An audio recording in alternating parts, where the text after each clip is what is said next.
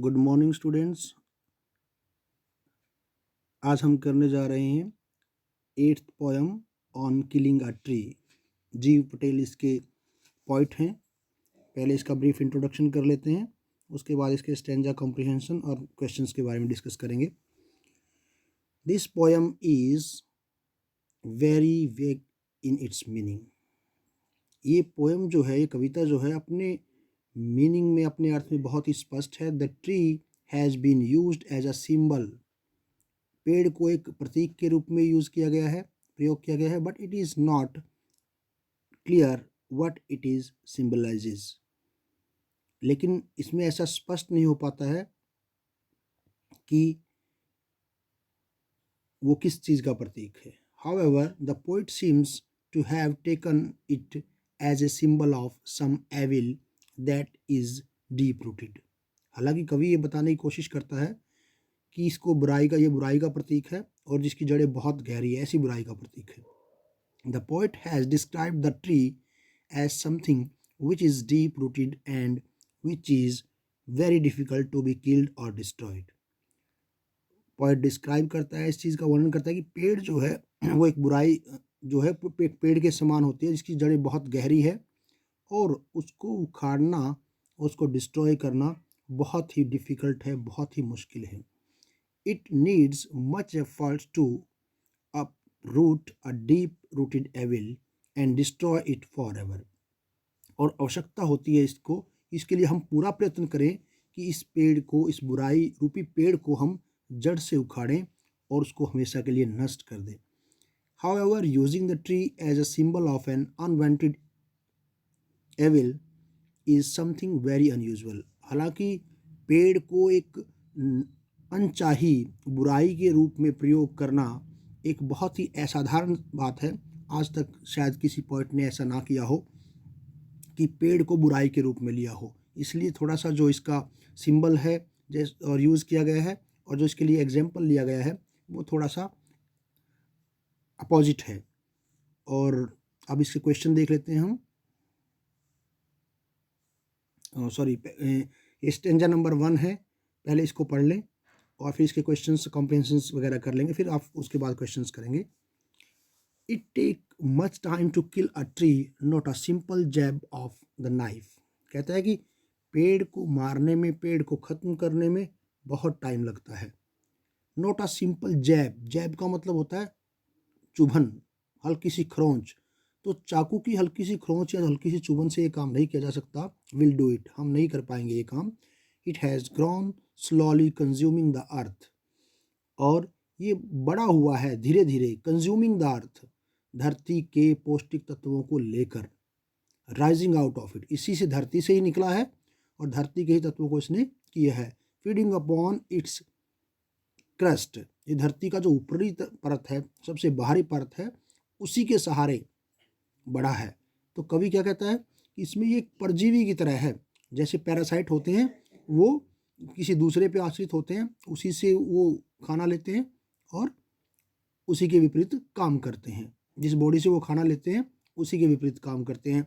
Leach है और joke वगैरह, जैसे आप जुएं वगैरह देखते हैं, ऐसे पैरासाइट कीड़े मकोड़े बहुत सारे होते हैं। एब्जॉर्बिंग ईयर्स ऑफ सनलाइट, अब ये धरती की ऊपरी परत के पौष्टिक तत्वों को धीरे धीरे लेकर, और सनलाइट इसने वर्षों तक ली है, एयर हवा ली है, पानी को सोखा है, ये इसने धीरे धीरे एब्जॉर्व किया है, ग्रहण किया है। And out of its leprous hide sprouting leaves, और इसकी जैसे उसकी पेड़ की छाल को इसने कहा है लेप्रस हाइड, और उसकी छाल ऐसी है जैसे किसी को कोढ़ हो गया हो, ठीक है ना। लेप्रस हाइड, उस पर धब्बे हों कोढ़ के।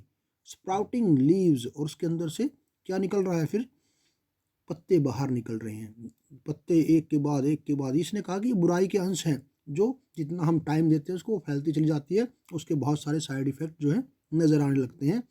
तो वो त्वचा जो है उसकी कोढ़ जैसी हो गई है और उसकी जो आगे ग्रोथ हो रही है पत्तों के रूप में हो रही है।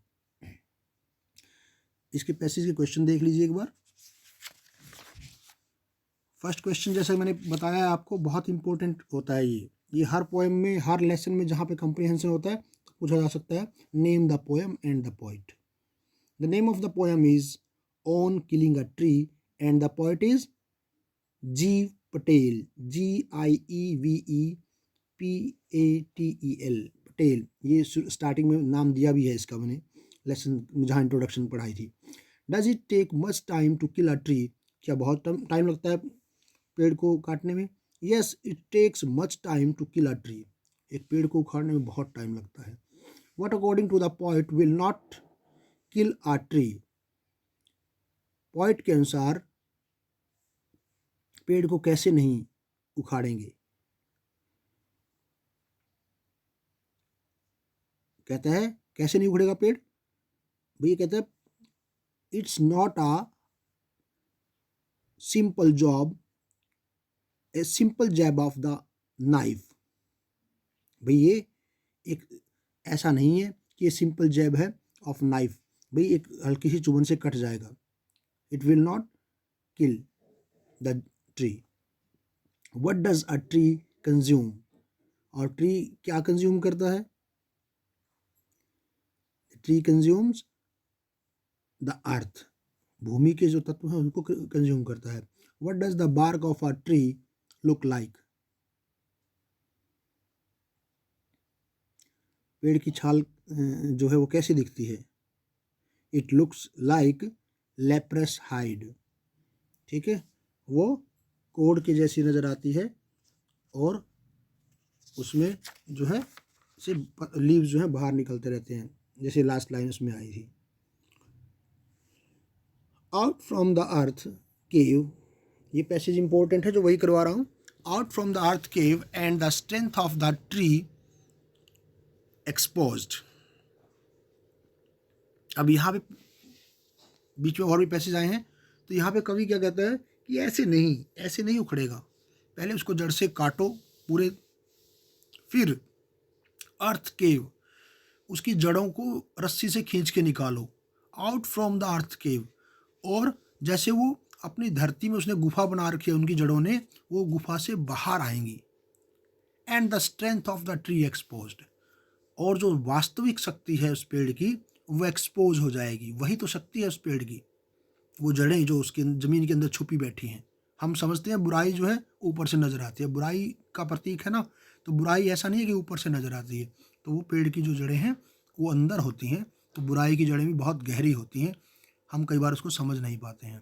The source white and wet, और यही तो सोर्स है उसकी एनर्जी का, जो वाइट सफ़ेद सा है, वेट गीला सा है।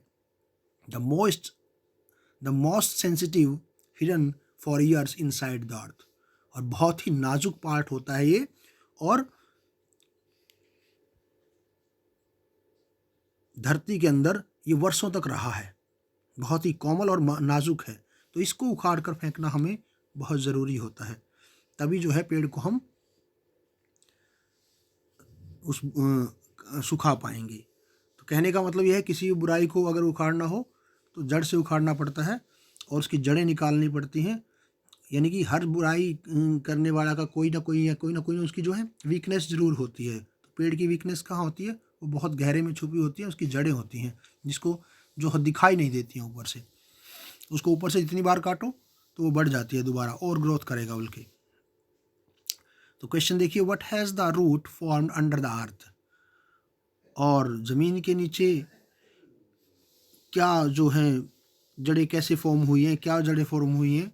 It has formed a cave under the अर्थ, तो इसने क्या, रूट ने क्या फॉर्म किया ज़मीन के नीचे?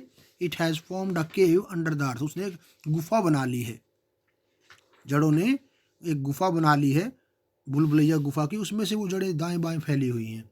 How is the strength of the tree exposed, और स्ट्रेंथ ऑफ द ट्री कैसे, उसकी पेड़ की जो ऊर्जा है, एनर्जी है, शक्ति है जो, वो कैसे दिखती है हमें जब हम उसकी जड़ें निकाल लेते हैं।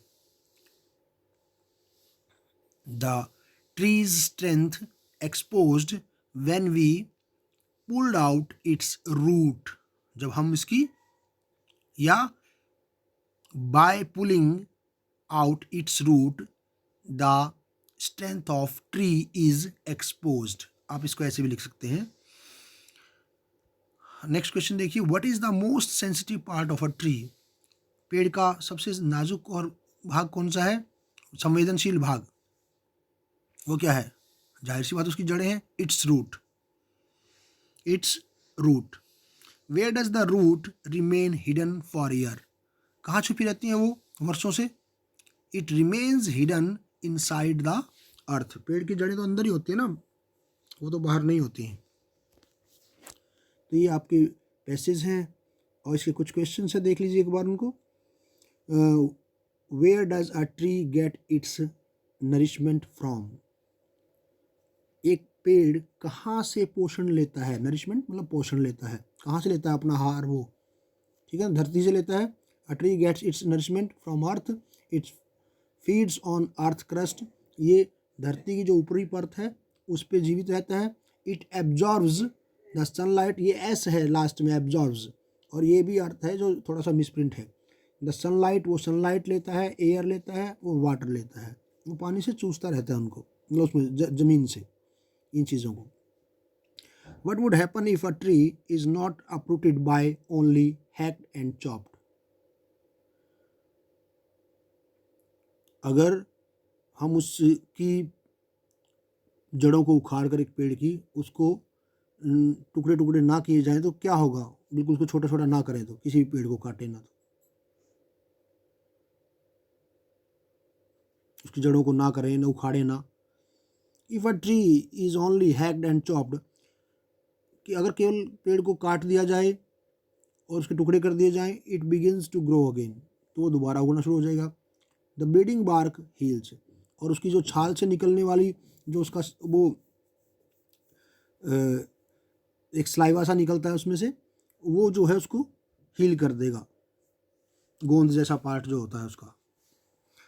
Green twigs begin to rise, हरी टहनियाँ दोबारा से उगनी शुरू हो जाएंगी। फ्रॉम नियर द ग्राउंड, जमीन के पास से। Where the tree has been hacked, जहाँ से इसको काटा गया है। The twigs if unchecked, these twigs if unchecked again grow to from their former size, और अगर इन टहनियों को ना संभाला जाए, ना रोका जाए, तो दोबारा से फिर ये पेड़ बन जाएंगी। तो ये आपका जो है क्वेश्चन है। थर्ड क्वेश्चन देखिए, what would happen to roots of the tree when they are pulled out and left exposed? अगर पेड़ के टहनियों को निकाल के उनको खुला छोड़ दिया जाए तो कैसे होगा? they pulled out, the pulled out root will get scorched in the sun, वो स्कॉच का मतलब झुलस जाना, सख्त पड़ जाना। तो अगर वो टहनियाँ खुले में छोड़ दी जाएंगी तो सूर्य के प्रकाश से वो झुलस जाएंगी। It will turn brown its colour, वो अपने रंग में जो है भूरी पड़ जाएंगी। It will harden and get twisted, वो बिल्कुल सख्त हो जाएंगी और अकड़ जाएंगी, मुड़ जाएंगी। It will wither and become completely dead, वो मुरझा जाएंगी और पूरी तरह से जो है मर जाएंगी। What is the effective way of killing a tree in जीव पटेल? तो कवि के अनुसार ये कैसा है भाई, क्या इफेक्टिव वे है ट्री को उखाड़ने का, एक ट्री को, बुराई को ख़त्म करने का? तो उसने ये हमने पढ़ लिया है पीछे, वो तो सेम वही वर्ड्स हैं, वही लाइन्स हैं, इसको आप कर लेना। नेक्स्ट क्वेश्चन देखिए, why can't hacking and chopping alone in kill a tree?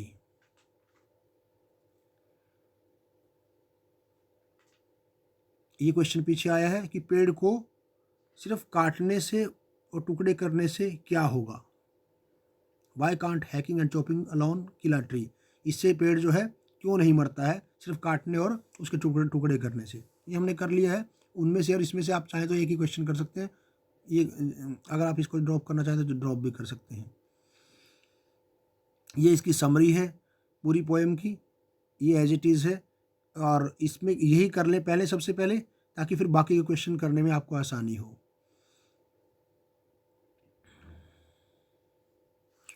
ठीक है, thank you guys, have a good day.